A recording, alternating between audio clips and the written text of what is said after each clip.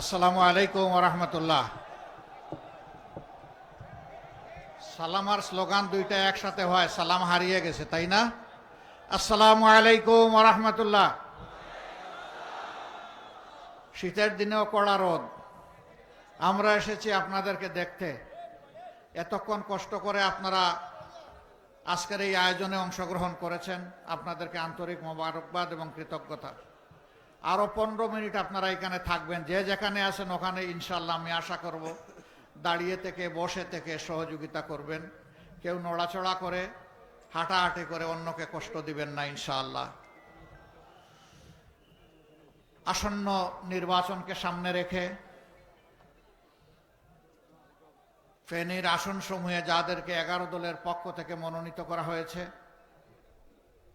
এ ভাইদের সমর্থনে এবং গণভোটের সমর্থনে আয়োজিত আজকের এই বিশাল জনসভার সম্মানিত সভাপতি, আপনি কি বসতে পারেন, সম্মানিত সভাপতি, বাংলাদেশ জামাতে ইসলামী ফেনী জেলা শাখার সম্মানিত আমির মুফতি মৌলানা আব্দুল হান্নান, মঞ্চে বসা বাংলাদেশ জামাতে ইসলামীর কেন্দ্রীয়, আঞ্চলিক এবং স্থানীয় নেতৃবৃন্দ, সহযোদ্ধা 11 দলের কেন্দ্রীয়, আঞ্চলিক এবং স্থানীয় নেতৃবৃন্দ, গর্বিত শহীদ পরিবারের সম্মানিত সদস্যবৃন্দ,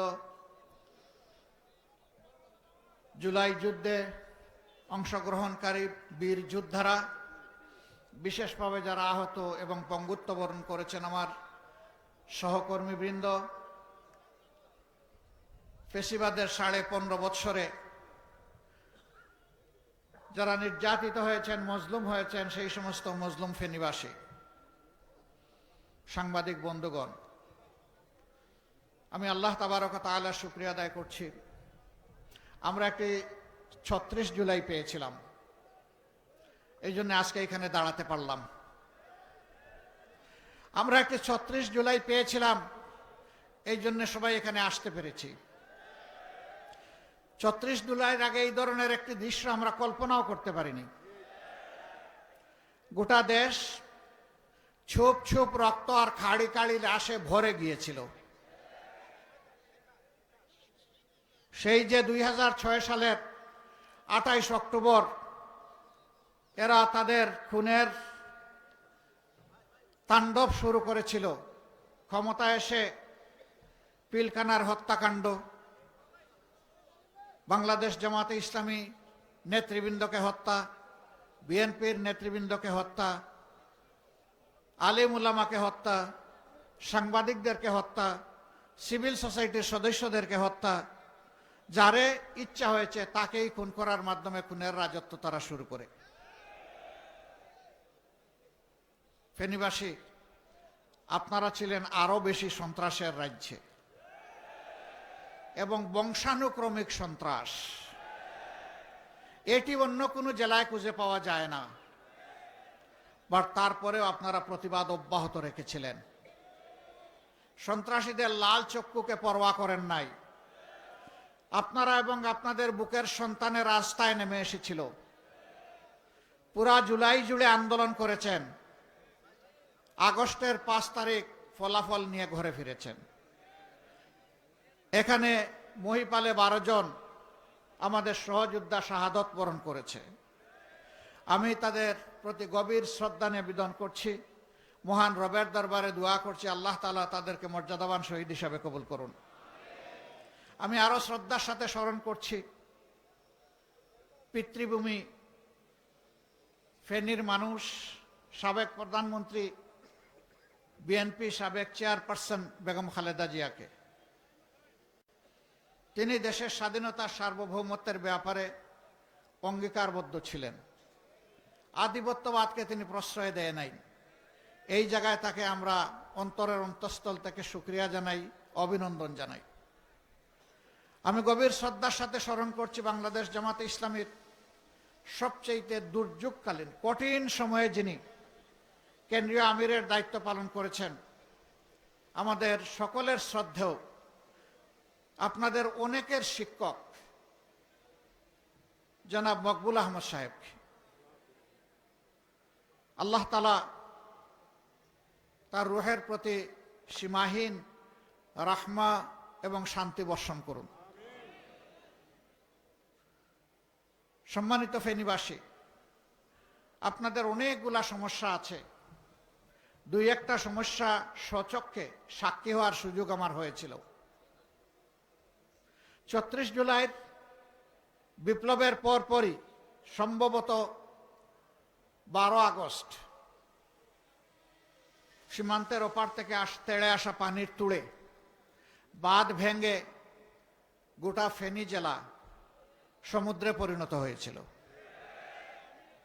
পার্শ্ববর্তী নোয়াখালী, লক্ষ্মীপুর এবং কুমিল্লার একটা অংশ এর দ্বারা ক্ষতিগ্রস্ত হয়েছিল। সেই সময়টা প্রথম দিনেই ঝুঁকি নিয়ে আমরা এসেছিলাম।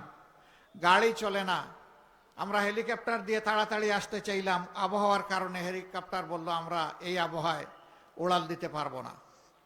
এখান থেকে বলা হলো আপনি আসবেন না, কারণ ফেনী পর্যন্ত পৌঁছার কোনো ব্যবস্থা নাই। জায়গায় জায়গায় হাঁটু পানি, কোমর পানি। আমি বললাম মানুষ কি কিছু চলাচল করে? কয় হ্যাঁ করে। কিভাবে করে? কয় যে কোমর পানি ভাঙ্গা করে। আমি বললাম যে আমিও কোমর পানি ভাঙবো, এবং চেষ্টা করলাম আপনাদের পাশে এসে দাঁড়ানোর। সেদিন আপনাদের দুঃখ দুর্দশা শুধু দেখেছি, আর এই কষ্ট দেখে একটুখানি চোখের পানি ফেলেছি। ওই কয়েক ফুটা পানি বন্যার পানির সাথে মিলে গেছে। আমি আসি নাই আপনাদের সকল দুঃখ দুর্দশা শেষ করতে, এসেছিলাম আপনাদের দুঃখের সঙ্গী এবং সাক্ষী হতে। ওই সময়টা ভাঙা বাঁধের জায়গায় যেতে পারিনি। এরপরেই আবার যখন অনুকূল সামান্য পরিবেশ এসেছিলাম সেই জায়গাটা দেখার জন্য। ছোট্ট একটি জায়গা, এটি মর্যাদার প্রশ্ন, এটি আমাদের নিরাপত্তার প্রশ্ন। আজকে আমার বড়ই মনে পড়ে বাংলাদেশ প্রকৌশল বিশ্ববিদ্যালয়ের কৃতি ছাত্র আবরার ফাহাদকে। এই ফেনী নদী নিয়ে দুটি কথা বলেছিল, এই জন্য তাকে জীবন দিতে হয়েছে। ফেনীবাসী, আবরার ফাহাদের রূহকে আপনাদের কাছে রেখে গেলাম। যতদিন ফেনী দুনিয়ায় বেঁচে থাকবে, আমার অনুরোধ থাকবে আপনারা আবরার ফাহিদকে আপনাদের কলিজায়, আপনাদের হৃদয়ে একটু জায়গা দিয়ে রাখবেন। সে আপনাদের কথা বলেছিল, সে দেশের ন্যায্য প্রাপ্যতার কথা বলেছিল। এই জন্য যারা আধিপত্যবাদের দূষর এবং যারা আধিপত্যবাদের দালাল, তারা তাকে সহ্য করতে পারে নাই। মহান রবের দরবারে দোয়া করে, আল্লাহ তুমি আবরার ফাহিদকে মুহাক্কিক শহীদ হিসাবে কবুল করো, এবং তার কবরের সাথে তোমার প্রিয় জান্নাতের একটি জানালা খুলে দাও। আরো 12 জন যারা শহীদ হয়েছে, তাদের কবরগুলাকে তোমার জান্নাতি নূরে তুমি প্লাবিত করে দাও। তাদের কবরগুলার সাথেও জান্নাতের দরজা জানালা খুলে দাও। তাদের সকলের আপনজনের অন্তরে তুমি প্রশান্তি নাজিল করো। আমরা যেন আজীবন তাদের প্রতি কৃতজ্ঞ থাকি, শ্রদ্ধার সাথে তাদেরকে অন্তরে ধারণ করতে পারি। আমাদেরকে শক্তি দাও। সম্মানিত ভাইরা, এখানে লালপুলে ওভারপাস হওয়া দরকার, এটা বড় কোনো দাবি না। ফেনীতে একসময় একটা বেসরকারি মেডিকেল কলেজ ছিল, সম্ভবত পরে এটা বন্ধ হয়ে গিয়েছে। আবার চালু হয়েছে কিনা আমি জানি না, হয় নাই। আমরা ঘোষণা দিয়েছি 18 কোটি মানুষের দেশে 64টি জেলার কোনো জেলা মেডিকেল কলেজ থেকে বঞ্চিত হবে না ইনশাআল্লাহ, এবং এটি হবে সরকারি মেডিকেল কলেজ।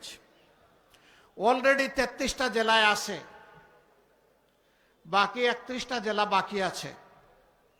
আল্লাহ তাআলা এই দেশবাসীর যদি সেবা করার সুযোগ আমাদেরকে দেন, ফেনী ইনশাল্লাহ তার পাওনা পেয়ে গর্বিত হবে, ফেনী বঞ্চিত হবে না।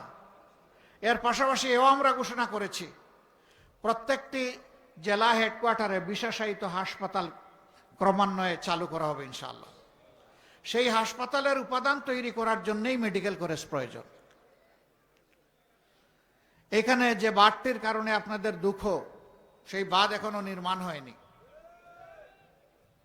আল্লাহ যদি আমাদেরকে সেই সুযোগ দেন, আমরা জানি পার্শ্ববর্তী আমাদের প্রতিবেশী দেশের সাথে একটু এই ব্যাপারে ব্যাপার স্যাপার আছে, আমরা তাদেরকে শ্রদ্ধা করি, আশা করি তারাও আমাদেরকে শ্রদ্ধা করবে, এবং তাদের সাথে আমরা ফ্রুটফুল ডায়ালগের মাধ্যমে আমরা এর শান্তিপূর্ণ সমাধান খুঁজে বের করব ইনশাআল্লাহ।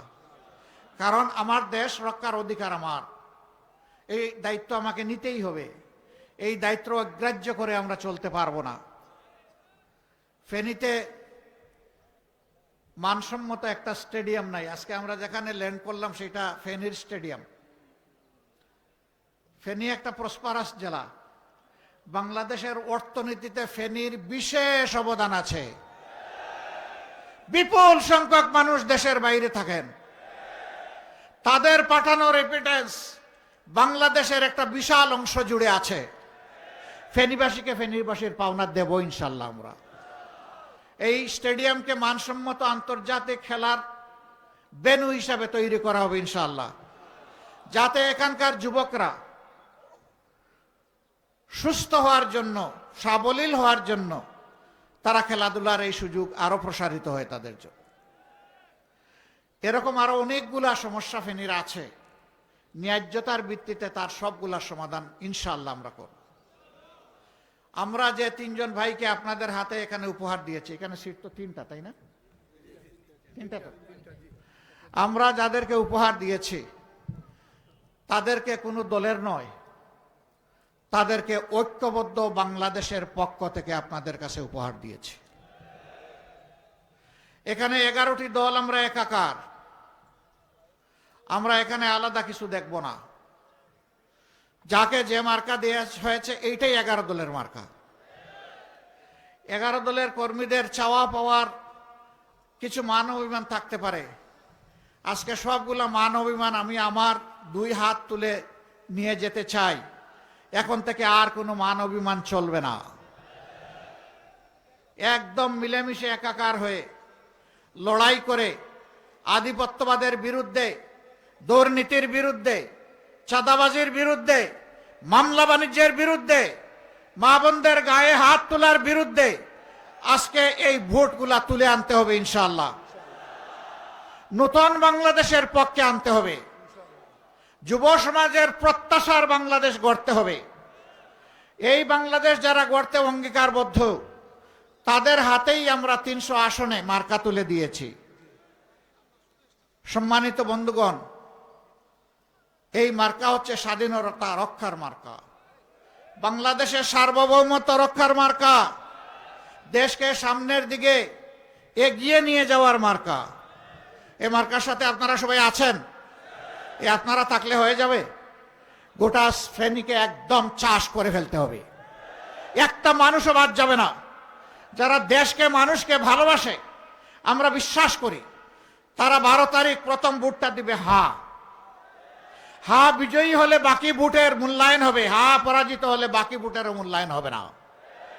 সুতরাং প্রথম ভোট কিসে হবে? হা মানে আজাদি, না মানে গুলামি। আজাদি না গুলামি? আজাদি না গুলামি? লিল্লাহি তাকবীর। দ্বিতীয় ভোটটি হবে, আমি আগেই বলেছি, বাংলাদেশের স্বাধীনতা, সার্বভৌমত্ব হেফাজতের পক্ষে, ন্যায় এবং ইনসাফের শাসন কায়েমের পক্ষে।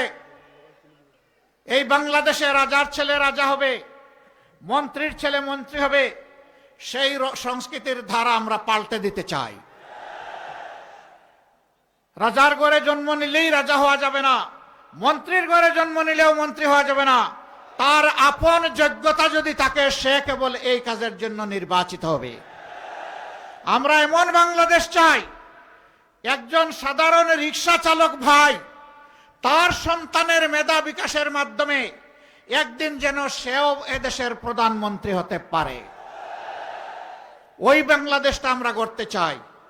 অতীতের বস্তা পচা রাজনীতি, যেটা ফ্যাসিবাদ উপহার দিয়েছে, এক না একতন্ত্র উপহার দিয়েছে, দুর্নীতিতে দেশকে চ্যাম্পিয়ন বানিয়েছে, ডুবিয়ে দিয়েছে, ওই রাজনীতিকে আমরা লাল কার্ড দেখাতে চাই।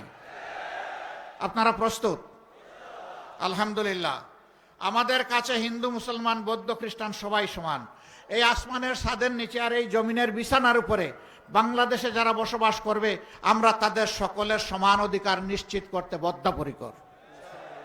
আপনারা আমাদের জন্য দোয়া করবেন। ইনশাল্লাহ এই কাজে আমরা এগিয়ে যাব, কেউ বাধা দিয়ে আমাদেরকে আটকাতে পারবেন না। বিভিন্ন জায়গায় আমরা মাথা গরম হালত দেখতে পাচ্ছি। শীতের দিনে মাথা গরম করলে চৈত্র মাসে কি করবেন আপনারা? একটু মাথাটা ঠান্ডা রাখেন, একটু জুলাই যোদ্ধাদেরকে সম্মান করুন, এতগুলা শহীদের প্রতি একটু শ্রদ্ধা প্রদর্শন করুন। আবাল বৃদ্ধ বনিতা জীবনের ঝুঁকি নিয়ে গুলির সামনে বুক পেতে যারা দিয়েছিল তাদেরকে একটু সম্মান করুন। সেই সম্মানটা করলে মাথা গরমের কোনো সুযোগ নেই। কিছু কিছু জায়গায় মা বোনদের উপরে কেউ কেউ হাত দিয়েছেন, আমরা তাদেরকে অতি বিনয়ের সাথে আহ্বান জানাবো, মা বোন আপনাদেরও আছে, নিজেদের মা বোনদেরকে একটু সম্মান করুন, তাহলে বাংলার সবগুলা মাকে বোনকে আপনিও সম্মান করতে পারবেন। খবরদার মাদের সম্মান নিয়ে টান দেবেন না, আল্লাহর আরশ কেঁপে উঠবে। মাদের একটা দীর্ঘ শ্বাস আপনাকে জ্বালিয়ে পুড়িয়ে ছাই করে দেবে। কারণ কোনো মানুষ দুনিয়ায় মায়ের পেট ছাড়া আসতে পারে নাই, দুইজন ছাড়া, হযরতে আদম আলাইহিস সালাম এবং হাওয়া আলাইহিস সালাম। ঈসা নবীর তার কোনো পিতা ছিলেন না, কিন্তু মা ছিলেন, হযরতে মরিয়ম আলাইহিস সালাম। বাকি সবাই মায়ের গর্ভে আমরা জন্ম নিয়েছি। এই মার বেইজ্জতি আমরা সহ্য করতে পারবো না। আমার ভাই রেজাউল করিম, আমার ভাই শহীদ শরীফ উসমান হাদি, কি দোষ ছিল তাদের? আবু সাইদের কি দোষ ছিল?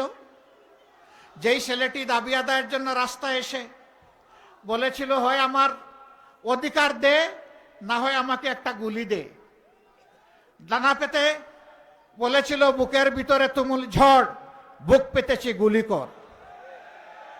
1 2 3 গুলি করেছে। আবু সাইদ দৌড় দেয়নি, কারণ বীরেরা পালায় না,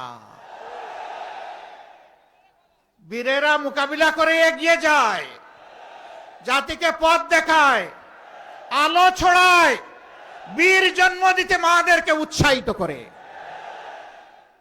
মহান প্রভুর দরবারে দোয়া করি, হে আল্লাহ, বাংলাদেশের মায়েদের পেটে সাধারণ সন্তান নয়, প্রত্যেকটি মায়ের গর্ভে তুমি বীর জন্ম দিয়ে দাও। এই বীরেরাই বাংলাদেশ গড়ে তুলবে ইনশাআল্লাহ। যুব সমাজ, আমরা বন্ধু তোমাদের হাতে বেকার ভাতা তুলে দিতে পারবো না। বেকার ভাতা তুলে দিয়ে তোমাদেরকে অপমানিত করতে চাই না। তোমাদের প্রত্যেকটা হাতকে দেশ গড়ার কারিগরের হাতে পরিণত করতে চাই, এবং তোমাদের হাতে আমরা মর্যাদার কাজ তুলে দিতে চাই।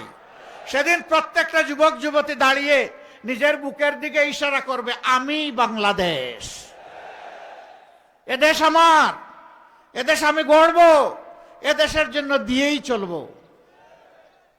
এদেশ আমাকে যা দিবে আলহামদুলিল্লাহ, কিন্তু আমি আমার সব কিছু উজাড় করে এই দেশকে দেব। আমি বসে বসে বেকার ভাতা খাবো না। মা বোনেরা, বলা হয় যদি জামাতে ইসলামী বা তার সঙ্গীরা ক্ষমতায় যায়, তাহলে মা বোনদেরকে ঘরের বাইরে বের হতে দেবে না। আমাদের মা বোন আছে না? আমার স্ত্রী কন্যা আছে না? অবশ্যই আছে, আমাদের সকলের আছে। তারা কি ঘরেই বসে আছে, নাকি কিছু দুনিয়ার সাথে অনেক কিছুতে অবদান রাখে? অবশ্যই অবদান রাখে। তারা যদি ঘরের বাইরে গিয়ে অবদান রাখতে পারে, তারা যদি উচ্চশিক্ষা নিতে পারে, তারা যদি দক্ষ নাগরিক হিসাবে গড়ে উঠতে পারে, বাংলাদেশের প্রত্যেকটা মাকে আমরা সেইভাবেই গড়ে তুলবো ইনশাআল্লাহ।